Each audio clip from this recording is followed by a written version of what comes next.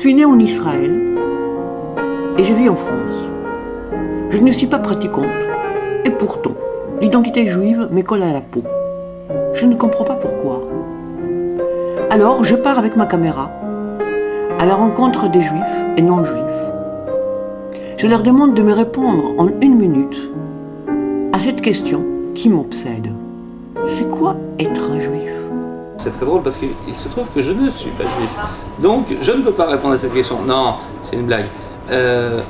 Aujourd'hui, pour moi, être juif, c'est assez compliqué parce que c'est vrai que l'actualité nous montre tous les jours des images, et je sais de quoi je parle parce que je suis journaliste, j'ai été en Israël, j'ai fait des reportages.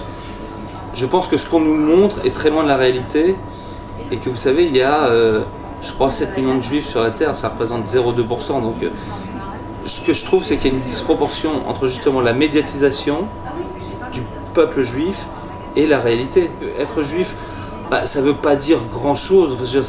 Pour moi, c'est pareil que d'être catholique, que d'être musulman, que d'être bouddhiste. Je veux dire, c'est une identité. Alors, il y a une différence entre juif et israélien, évidemment. Parce que c'est évidemment que c'est un peuple qui a connu un holocauste, qui a beaucoup souffert, mais qui a du mal à s'en remettre et qui, je pense, met beaucoup trop en avant, systématiquement, dès qu'il y a le moindre petit problème, ils mettent en avant ce passé qui date quand même d'il y a 70 ans, donc c'est quand même 3 générations. Donc il faut à un moment donné, il faut passer. Il y a eu des massacres, il y a eu des génocides aussi importants depuis. On en parle moins, donc pourquoi on en parle autant? C'est pas ce qui va les rendre heureux. Ce qui va rendre les gens heureux, c'est justement l'avenir, c'est pas le passé. Donc moi je suis un éternel optimiste et si j'étais juif, j'essaierais d'être optimiste et de penser à l'avenir plutôt que de penser au passé. Pardon. Ah ah, vas-y, roule ma poule. D'ailleurs, je trouve que vous êtes un peu juif parce que vous avez commencé la réponse avec une blague. Ouais. Et vous les finissez en optimiste. Donc, voilà, donc j'aurais pu, finalement j'aurais pu. Ah bah tiens, Rachel. Rachel, ah tu as des amis juifs alors? Non, je déconne. Non, quand même pas. Rachel. Qu'est-ce qu'elle veut, Rachel? Je suis au premier étage du Fleur et toi? Je suis en train d'être interviewé pour un film et on me demande ce que c'est d'être juif aujourd'hui.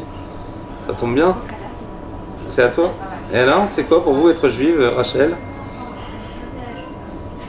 C'est dangereux, pas mal. Pas mal, voilà, c'est pas mal. C'est en direct, c'est dangereux.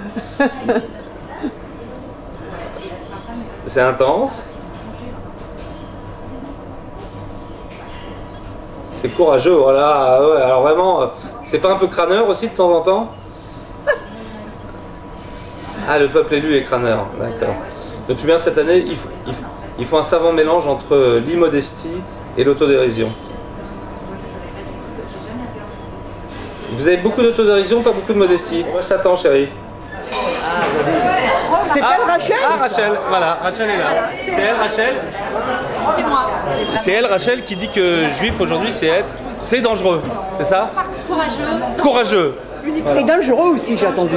Et dangereux. Et toi, en tant que... Mais bon, je suis courageuse, donc je le dis. J'aime ça, être juive. Mais c'est vrai que le temps qui court, ça fait un petit peu...